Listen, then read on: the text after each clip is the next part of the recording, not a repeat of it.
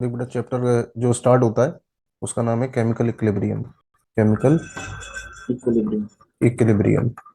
Reaction जो classify करी जाती है वो एक तो स्पीड के बेसिस पे करी जाती है। स्पीड का मतलब होता है रेट। रेट के बेसिस पे करी जाती है। तो रेट के बेसिस पे रिएक्शन जो हो गई वो दो तरह की हो गई। या तो हो गई स्लो या हो गई फास्ट। सही है। स्लो वाली जो रिएक्शंस होती हैं वो होती हैं मॉलिक्यूलर। मॉलिक्यूलर रिएक्शंस, जितनी भी मॉलिक्यूलर रिएक्शंस होती हैं वो सब स्लो होती हैं। जैसे कि H2 I2 के साथ रिएक्ट करके 2HI को बना रहा है, तो ये रिएक्शन जो हो गई वो मॉलिक्यूलर हो गई। और जो फास्ट रिएक्शन होती है वो होती है आयनिक रिएक्शन। आयनिक रिएक्शन ये होती है फास्ट रिएक्शन। सही है। जैसे कि sodium chlorine NaCl। NaCl silver nitrate के साथ रिएक्शन करा रहे हैं NaNO3 के साथ, तो आपको AgCl का पीपीटी जो मिलेगा वो इस कैटेगरी की रिएक्शन में आ जाएगा। तो पहला क्लासिफिकेशन जो किया वो किसके बेसिस पे किया? स्पीड के बेसिस पर, यानी कि रेट के बेसिस पर।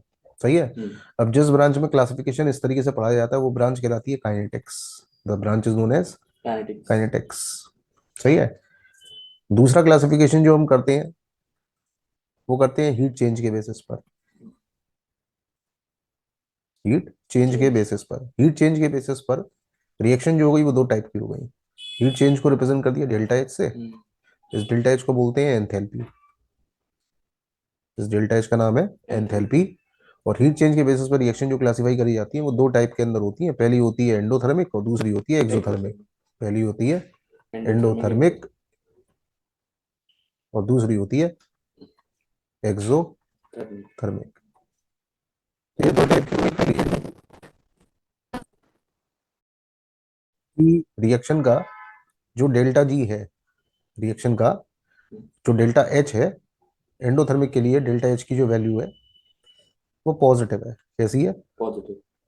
और एक्सोथर्मिक का मतलब होगा डेल्टा एच जो होगा रिएक्शन का वो कैसा होगा? नेगेटिव होगा। एक्सोथर्मिक और एंडोथर्मिक रिएक्शंस के बीच में। ठीक है। किसके बेसिस पर? डायरेक्शन। डायरेक्शन के बेसिस पर। तो फिर रिएक्शन होती है दो टाइप की। पहली होती है इरिवर्सिबल और दूसरी होती है रिवर्सिबल। क्लासिफाई आपने डायरेक्शन के बेसिस पे किया। पहली कैटेगरी है रिवर्सिबल की, जिसमें कि रिएक्टेंट जो है वो केवल प्रोडक्ट में कन्वर्ट होगा, लेकिन प्रोडक्ट वापस लौट के रिएक्टेंट के अंदर नहीं आएगा। सही है। जैसे कि सिल्वर नाइट्रेट का आपने रिएक्शन करा दिया NaCl के साथ। अब इस रिएक्शन में आपको NaNO3 मिलेगा और आपको AgCl का पीपीटी मिल जाएगा। अब कोई चीज अगर पीपीटी बन करके नीचे बैठ जाए टेस्ट ट्यूब में तो वो चीज वापस प्रोडक्ट के साथ रिएक्ट करके रिएक्शन को बैक डायरेक्शन में तो ले नहीं जाएगी। इसलिए ऐसी रिएक्शन किसमें आ जाती है? इरिवर्सिबल की कैटेगरी के अंदर।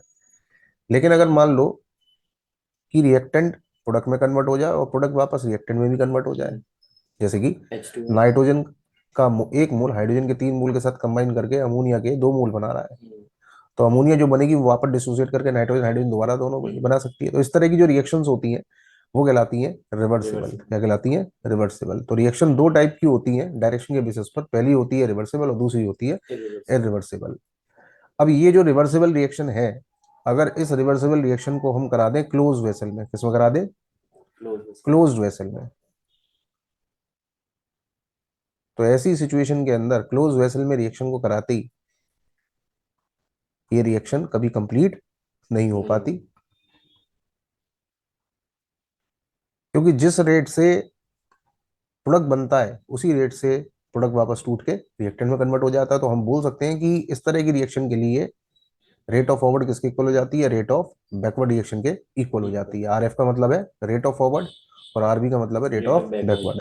तो जब रिएक्शन के अंदर रेट ऑफ फॉरवर्ड और रेट ऑफ बैकवर्ड रिएक्शन एक दूसरे के इक्वल हो जाती है तो इस तरह से रिएक्शन कभी कंप्लीट नहीं होती है और रिएक्शन अटेन कर लेती है इक्विलिब्रियम को। किसको अटेन कर लेती है? इक्विलिब्रियम को। तो इक्विलिब्रियम जो ऑब्टेन होगा, पहली चीज तो वो होगा रिवर्सिबल रिएक्शन के लिए। इस तरह की वेसल को जब आप क्लोज वेसल में करा दोगे तो रिएक्शन कभी कंप्लीट नहीं होगी, क्योंकि rate of forward rate of backward reaction के इक्वल हो जाएगा। कंडीशन जो आएगी वो कहलाएगी इक्विलिब्रियम। इक्विलिब्रियम पर रिएक्शन चल रही होती है, रुकी नहीं होती है। ठीक है। तो इक्विलिब्रियम जो होता है वो बाय नेचर कैसा होता है? डायनामिक। क्या होता है? फर्क केवल इस बात का होता है कि पता इसलिए नहीं चलता क्योंकि जिस रेट से रिएक्शन आगे जाती है उसी रेट से रिएक्शन पीछे आ जाती है। केवल इस बात का डिफरेंस है इक्विलिब्रियम पर। लॉ ऑफ मास एक्शन, ये लॉ दिया था गुलबर्ग और वागे ने। इस लॉ के अकॉर्डिंग अगर ए का ए मोल बी के बी मोल के साथ रिएक्ट करके प्रोडक्ट को बनाता है, तो प्रोडक्ट के बनने की जो रेट है, प्रोडक्ट के बनने की जो रेट है, वो डिपेंड करेगी कंसंट्रेशन ए के ऊपर और कंसंट्रेशन बी के ऊपर। यहां पर इसका मतलब है कंसंट्रेशन ऑफ रिएक्टेंट ए और ऐसी concentration of reactant B, square bracket में दिखाई जाता है। डायरेक्टली प्रोपोर्शनल का साइन हटा दिया, कांस्टेंट लगा दिया, ठीक है। अब ए के कितने मोल इस्तेमाल किए, स्मॉल ए मोल, और बी के स्मॉल बी, तो वो आपको इनकी पावर्स में ले जाने हैं, ए टू दी पावर ए और B to the power B के अंदर। तो रेट के लिए फॉर्मूला बन गया कि ए टू दी पावर ए और B to the power B. ये आ गया इस रिएक्शन के रेट का formula according to law of mass action. Got it. अब इसमें जो के है, ये के कहलाता है रेट कांस्टेंट, या इसी का कभी कभी दूसरा नाम होता है वेलोसिटी कांस्टेंट, या फिर हम इसे बोल देते हैं कभी कभी स्पेसिफिक रेट कांस्टेंट। के की वैल्यू न्यूमेरिकली आर के इक्वल कब हो पाएगी, जब कंसंट्रेशन ए और कंसंट्रेशन बी दोनों कितनी हो जाए, 1 मोल पर लीटर। अगर दोनों रिएक्टेंट को 1 1 कर दें तो के जो होगा न्यूमेरिकली किसके इक्वल आ जाएगा, रेट के इक्वल आ जाएगा। तो ये रेट कांस्टेंट को डिफाइन करने का एक तरीका हो गया। अगर हम कंसंट्रेशन का टाइम के साथ ग्राफ लें, तो जितने भी रिएक्टेंट है उनकी कंसंट्रेशन शुरुआत में हाई होगी, प्रोडक्ट की लो होगी। जैसे जैसे टाइम प्रोसीड होगा तो रिएक्टेंट की तो कंसंट्रेशन कम होती जाएगी और प्रोडक्ट की कंसंट्रेशन टाइम के साथ बढ़ती जाएगी। ये ग्राफ किसके लिए हो गया, प्रोडक्ट के लिए, और ऊपर वाला ग्राफ हो गया किसके लिए, रिएक्टेंट के लिए। एक टाइम ऐसा जरूर आएगा जब दोनों की कंसंट्रेशन के अंदर इक्वलाइजेशन देखने को मिलेगा। तो जो स्टेट यहां डेवलप होगी वो कहलाएगी इक्विलिब्रियम स्टेट, यानी कि जिस स्पीड से रिएक्टेंट टूटेगा उसी स्पीड से वापस प्रोडक्ट रिएक्टेंट के अंदर कन्वर्ट हो जाएगा। तो वो स्टेट जो होगी वो कहलाएगी इक्विलिब्रियम स्टेट। Got it. अब अगर मैं ग्राफ ड्रॉ करूं रेट का टाइम के साथ,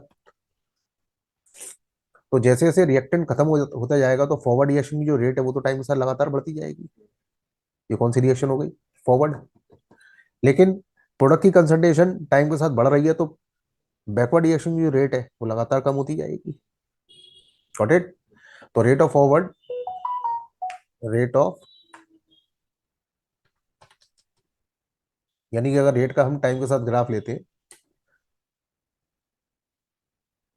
तो किसी एक पॉइंट पर फॉरवर्ड और बैकवर्ड रिएक्शन दोनों की रेट एक दूसरे के इक्वल हो जाएंगी।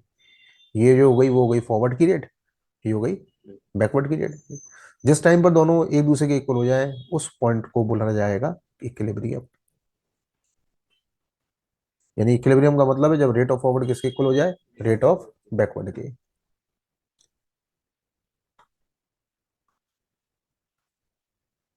मान लो कि ए का N1 मोल, रिएक्टेंट ए का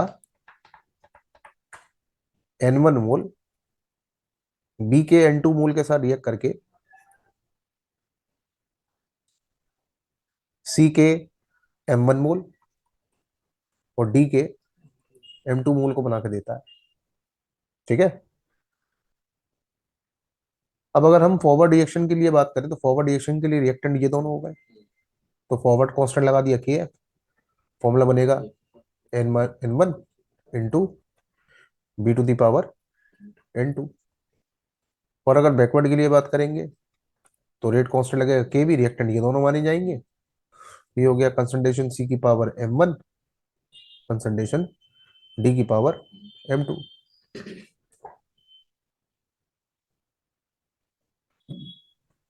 और जैसी रिएक्शन इक्विलिब्रियम अटेन कर लेगी तो at equilibrium rate of forward किसके इक्वल हो जाता है, रेट ऑफ बैकवर्ड के। तो अगर इक्विलिब्रियम पर rate of forward rate of backward के इक्वल हो जाए तो बोला जा सकता है कि के है concentration A to the power n1,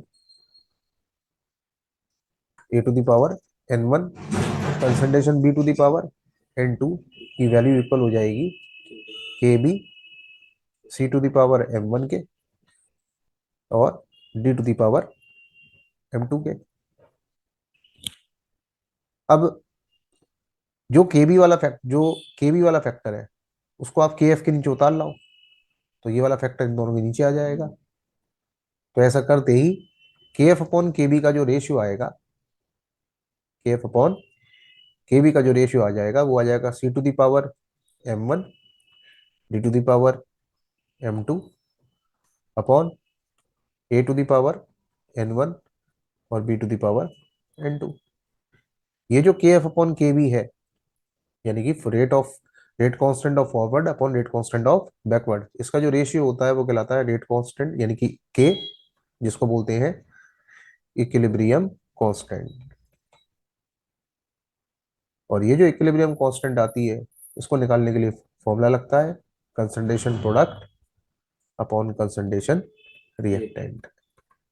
यानी कि जब भी आपको इक्विलिब्रियम कांस्टेंट निकालना हो तो इक्विलिब्रियम कांस्टेंट निकालने के लिए ऊपर प्रोडक्ट रखना होता है और नीचे रिएक्टेंट रख करके लिया जाता है। अब ये जो इक्विलिब्रियम कांस्टेंट है कि ये केवल और केवल डिपेंड करता है टेम्परेचर पर, केवल और केवल। बाकी सभी चीजों पे ये होता है इंडिपेंडेंट। इंडिपेंडेंट किस किस पर होता है? कंसंट्रेशन पर, प्रेशर पर, ठीक है। इन चीजों पर डिपेंड नहीं करता। डिपेंड किस पे करता है? केवल और केवल टेम्परेचर पर। कब? जब रिएक्शन क्या अटेन कर ले? इक्विलिब्रियम। तो इक्विलिब्रियम पर के का रिएक्टेंट की और प्रोडक्ट की कंसंट्रेशन से कोई लेना देना नहीं होता, क्योंकि दोनों के रेशियो तो बराबर ही होंगे, तो के की वैल्यू क्या रहती है? कांस्टेंट। ये जो इक्विलिब्रियम कांस्टेंट है, जिसको कि मैं नाम दिया के, ये के होता है दो टाइप का। एक का नाम है केपी और दूसरे का नाम है केसी। यहाँ पी का मतलब है प्रेशर और सी का मतलब है कंसंट्रेशन। यानी रिएक्शन को हम प्रेशर के टर्म में भी लिख सकते हैं और कंसंट्रेशन के टर्म में भी लिख सकते हैं। जैसे कि एग्जाम्पल के तौर पर नाइट्रोजन गैस हाइड्रोजन गैस के साथ कंबाइन करके अमोनिया को तैयार कर रही है। कितने मोल अमोनिया मिल रही है? 2 मोल अमोनिया मिल रही है। अब अगर इस रिएक्शन का हम इक्विलिब्रियम कांस्टेंट निकालें, मान लो मैं केसी निकाल रहा हूं, तो केसी निकालने का तरीका हो गया कंसंट्रेशन NH3 की पावर 2 अपॉन कंसंट्रेशन N2 और कंसंट्रेशन H2 की पावर 3। ये तो हो गया केसी के लिए formula. This is the formula of KC. लेकिन अगर हमको केपी निकालना हो इसी रिएक्शन का, तो ये जितनी भी गैस है उनका लिया जाता है पार्शियल प्रेशर। तो केपी निकालने के लिए फॉर्मूला हो गया partial pressure ammonia power 2 upon partial pressure nitrogen into partial pressure hydrogen power 3। ये हो गया केपी को निकालने के लिए फॉर्मूला। इसमें जो मैं पी वर्ड इस्तेमाल कर रहा हूँ, इस पी का क्या मतलब है? Partial pressure, partial pressure. Partial pressure को रिप्रेजेंट मैंने किससे कर दिया? पीपी से। निकालने का तरीका होता है, जिसका भी पार्शियल प्रेशर निकालना है, जिस गैस का भी निकालना है, निकालने के लिए टोटल प्रेशर का मल्टीप्लाई आपको करना होगा उस कंपोनेंट के मोल फ्रैक्शन में। ऐसा करने से क्या निकल के आ जाएगा? उस गैस का पार्शियल प्रेशर। जैसे कि मान लो कि मुझे नाइट्रोजन का पार्शियल प्रेशर पता करना है, तो पता करने के लिए ओवरऑल रिएक्शन का जो टोटल प्रेशर है वो मल्टीप्लाई करेंगे नाइट्रोजन के मोल फ्रैक्शन के अंदर। इस तरीके से हर एक गैस का आप पार्शियल प्रेशर कैलकुलेट कर सकते हैं। अब एक ही रिएक्शन है, इसका हमने केपी भी निकाल लिया और केसी भी निकाल लिया, दोनों की वैल्यूज निकाल ली। अब ये जरूरी नहीं है कि दोनों की वैल्यू बराबर आएगी, अलग अलग भी आ सकती है, बराबर भी आ सकती है, कम भी आ सकती है, ज्यादा भी आ सकती है। तो कब कम कब ज्यादा या कब बराबर आएगी उसको निकालने के लिए एक रिलेशन याद रखना है between KP and KC. Relation between KP and KC. तो केपी और केसी के बीच में जो रिलेशन होता है वो रिलेशन होता है KP is equal to KC R T की होल पावर डेल्टा एन। ये रिलेशन होता है केपी और केसी के बीच में। केपी इसका टू केसी आर टी की होल पावर डेल्टा एन। इसमें आर का मतलब है गैस कांस्टेंट, जिसकी वैल्यू आपको रख लेनी है 0.082 लीटर एटमॉस्फेयर पर केल्विन पर मोल। टी का मतलब है एब्सोल्यूट टेम्परेचर। एब्सोल्यूट टेम्परेचर का मतलब है आपको बॉडी का टेम्परेचर केल्विन के अंदर लेना है। अब बचा हमारे पास यहाँ पर डेल्टा एन। ये डेल्टा एन क्या चीज है? तो डेल्टा एन का मतलब होता है यहाँ पर number of moles of product minus number of moles of reactant. ये होता है डेल्टा एन। इसके नीचे जी लगा दो तो जी का मतलब हो जाएगा कि हमें जिनके भी मोल्स काउंट करने हैं वो केवल केवल कौन से होने चाहिए? गैस वाले, सॉलिड या लिक्विड के काउंट नहीं करने हैं। एग्जाम्पल के तौर पर H2I2 के साथ रिएक्ट करके मान लो 2HI को बना रहा है। ये सब गैस है। तो अगर हम देखें तो प्रोडक्ट में कितने मोल है, रिएक्टेंट में कितने कितने, एक एक। और अगर मैं इस रिएक्शन का डेल्टा एन निकालता हूं तो रिएक्टेंट माइनस प्रोडक्ट करेंगे, प्रोडक्ट माइनस रिएक्टेंट करेंगे, 2 मोल प्रोडक्ट में और 2 मोल ही। तो डेल्टा एन की वैल्यू क्या आएगी? तो जब डेल्टा एन की वैल्यू 0 आएगी तो केपी और केसी में रिलेशन क्या बताया है? KP is to KC R T की होल पावर डेल्टा एन। तो जब रिएक्शन का डेल्टा एन ही 0 हो जाएगा तो इस तरह की रिएक्शन के लिए केपी किसके इक्वल आ जाएगा? तो क्या जरूरत है अलग से केपी निकालने के लिए? एक बार केसी की निकाल लो, वही आंसर केपी का हो जाएगा। होगा या नहीं होगा? यूनिट की अगर बात करें तो यूनिट क्या आएगी? तो केसी की जब भी यूनिट निकालनी हो तो निकालने के लिए इंप्लाई कर दो मोल पर लीटर की होल पावर डेल्टा एन। इससे तो केसी की यूनिट आ जाएगी। और अगर केपी की यूनिट निकालनी हो तो केपी की यूनिट निकालने के लिए या तो इस्तेमाल कर लो एटीएम की होल पावर डेल्टा एन, या फिर लगा लो बार की होल पावर डेल्टा एन। इस फॉर्मूले की मदद से केपी और केसी की दोनों की यूनिट भी आ जाएगी। अब अगर मान लो कि रिएक्शन का जो डेल्टा एन है वो ग्रेटर देन 0 है, जैसे PCl5 टूट करके PCl3 और Cl2 में कन्वर्ट हो रहा है, तो इस रिएक्शन में प्रोडक्ट की साइड कितने मोल है? 2, और रिएक्टेंट की साइड 1 मोल है। तो डेल्टा एन की जो वैल्यू आएगी वो ग्रेटर देन 0 हो जाएगी, यानी 1 आएगी। ऐसी रिएक्शन जिनमें की डेल्टा एन ग्रेटर देन 0 होता है उनके लिए हमेशा केपी की जो वैल्यू होती है वो ग्रेटर देन केसी होती है। केपी किससे ज्यादा होता है? केसी से ज्यादा होता है। ऐसा कब होगा? जब रिएक्शन का डेल्टा एन ग्रेटर देन 0 होगा। लेकिन अगर रिएक्शन का डेल्टा एन लेस देन 0 है, जैसे कि नाइट्रोजन वाले केस के अंदर नाइट्रोजन का 1 मोल हाइड्रोजन के 3 मोल के साथ रिएक्ट करके अमोनिया के 2 मोल को बना रहा है, तो यहाँ 2 मोल है और यहाँ पर 4 मोल है।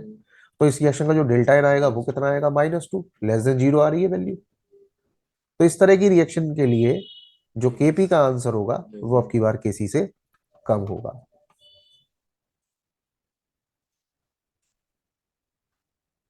एक बात नोट करने वाली है, डेल्टा एन की वैल्यू अगर 0 के इक्वल नहीं है तो भी केपी केसी के इक्वल हो सकता है। उसके लिए कंडीशन क्या है? अगर रिएक्शन में डेल्टा एन 0 नहीं है और केपी केसी के इक्वल आ रहा है तो ऐसा तभी हो सकता है जब केपी केसी के बीच में आपको जो रिलेशन बताया वो यही तो है, डेल्टा एन। तो ऐसा तभी हो सकता है जब टी की वैल्यू 1/r के इक्वल हो जाए। अगर टेम्परेचर रेसिप्रोकल हो जाए गैस कांस्टेंट का तो आर से आर कैंसिल आउट हो जाएगा। तो ऐसी सिचुएशन में केपी किसके इक्वल हो जाएगा? केसी के इक्वल हो जाएगा, भले ही रिएक्शन का डेल्टा एन अब की बार 0 हो या ना हो।